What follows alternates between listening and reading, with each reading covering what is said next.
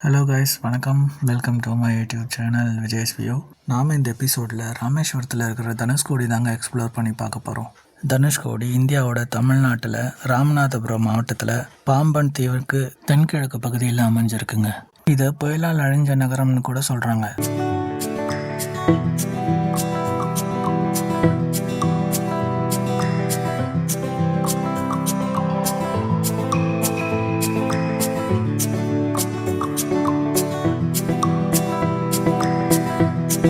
ராமேஸ்வரம் கோயிலுக்கு வர்றவங்க இந்த தனுஷ்கோடியை கண்டிப்பாக எக்ஸ்ப்ளோர் பண்ணாமல் போகவே மாட்டாங்க.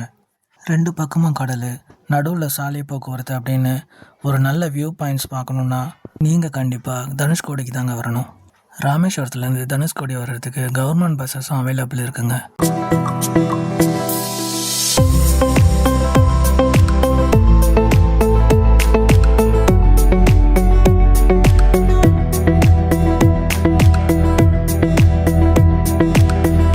ராமேஸ்வரத்துலேருந்து தனுஷ்கோடி 25 கிலோமீட்டர் தொலைவில் இருக்குங்க. இலங்கையோட கடல் வாணிபம் புரியறதுக்கு தனுஷ்கோடி சிறந்த துறைமுகமாக இருந்திருக்குங்க. இந்த தனுஷ்கோடி நகரம் முந்தைய மதுரை மாவட்டத்தோட ஒரு பகுதியாக தான் இருந்திருக்குன்னு சொல்கிறாங்க.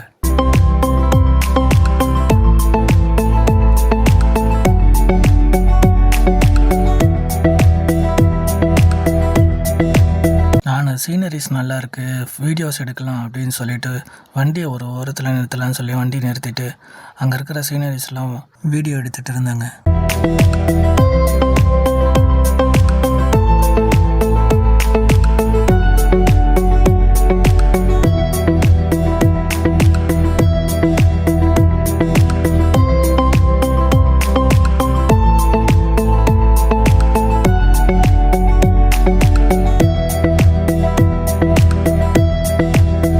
வங்கக்கடலும் இந்திய பெருங்கடலும் கூடும் இடம் சொல்கிறாங்க.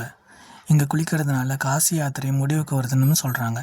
இங்கே இருக்கிற கோதன் ராமர் கோயில் ராமேஸ்வரத்துலேருந்து 12 கிலோமீட்டர் தொலைவில் இருக்குங்க.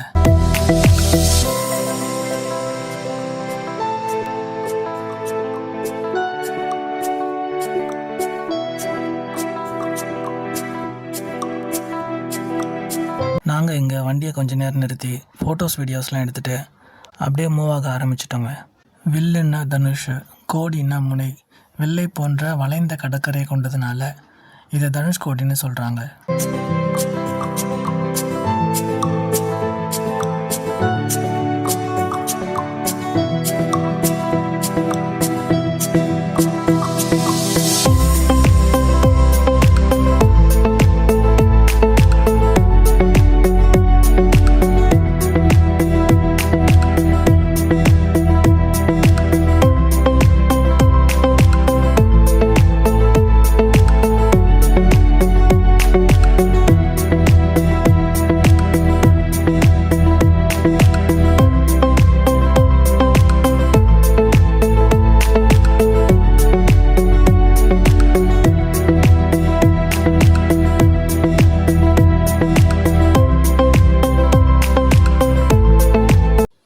நீங்கள் பார்க்குற இந்த பிளேஸ் வரைக்கும் தான் கவர்மெண்ட் பஸ்ஸஸ் வந்து திரும்பினதாகவும், இதை தாண்டி போகணுன்னா ஜீப்பில் தான் போயிட்டு வரணும் அப்படின்னும், மண் ரோடாக தான் அதெல்லாம் இருந்தது அப்படின்னும் சொல்கிறாங்க.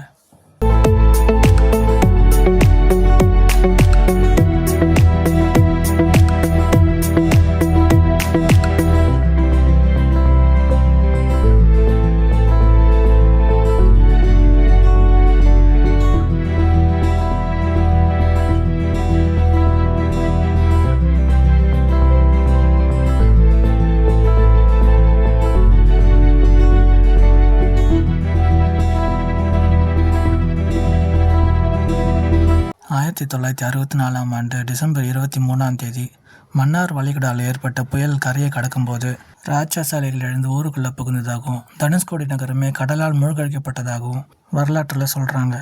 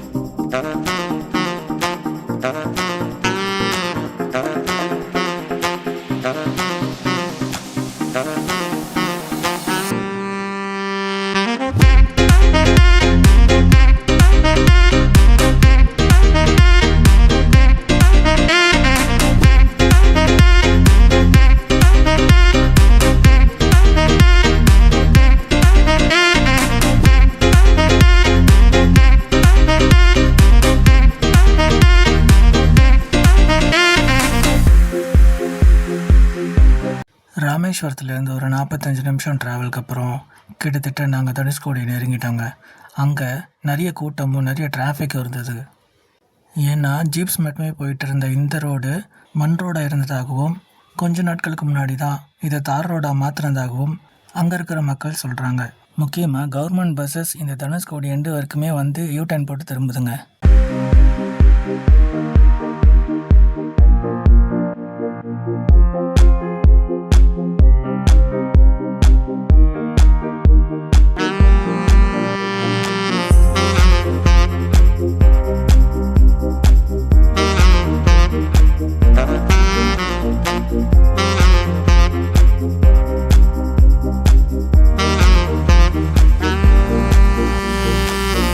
நாங்கள் இங்கே வந்ததுக்கப்புறம் வண்டியை ஒரு ஓரமாக பார்க் பண்ணிவிட்டு அங்கேருந்து நடந்து வந்தாங்க.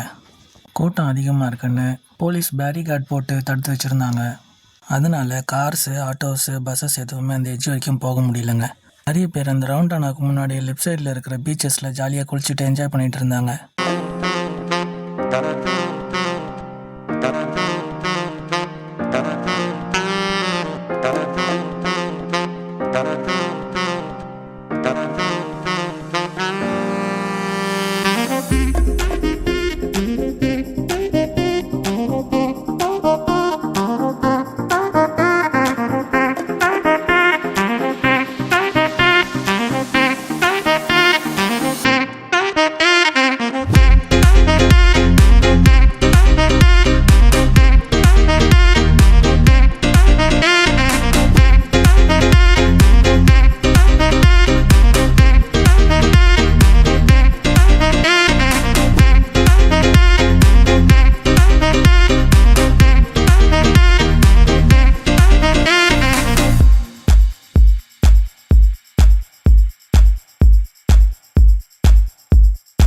பல மொழியைச் சேர்ந்த மக்களும் பல கலாச்சாரத்தைச் சேர்ந்த மக்களும் அங்கே நிறைய பேர் வந்திருந்தாங்கங்க.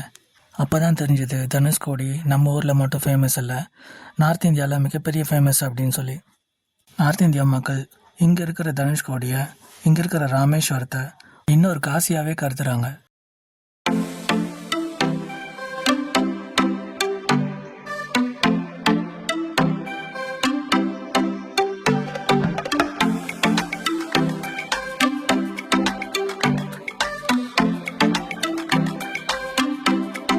நாங்கள் நின்றுட்டு இருந்த இந்த எட்ஜிலேருந்து ஜூம் பண்ணி பார்த்தா ஒரு கரை தெரிஞ்சுதுங்க. நாங்கள் அதை தான் ராமர் பாலம்னு கற்பனை பண்ணிகிட்டு இருந்தோம்.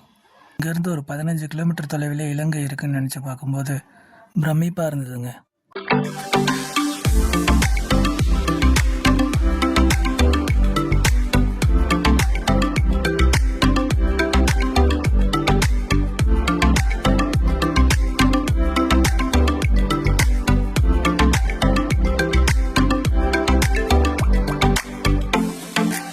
தனுஷ்கோடிக்கும் இலங்கையில்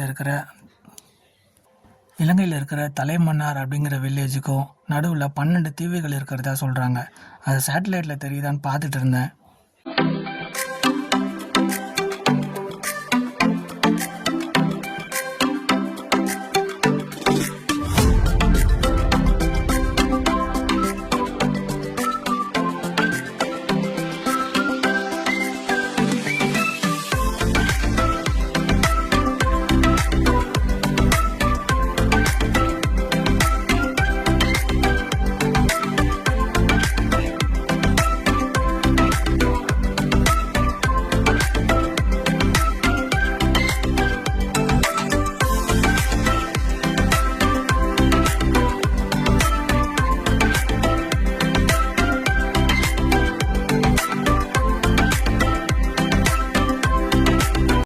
ட்ராவல் ப்ளஸ் கண்டென்ட் வீடியோ உங்களுக்கு பிடிச்சிருக்குன்னு நம்புகிறேன். இன்ஃபர்மேட்டிவாகவும் இருந்திருக்கும்னு நம்புகிறேன்.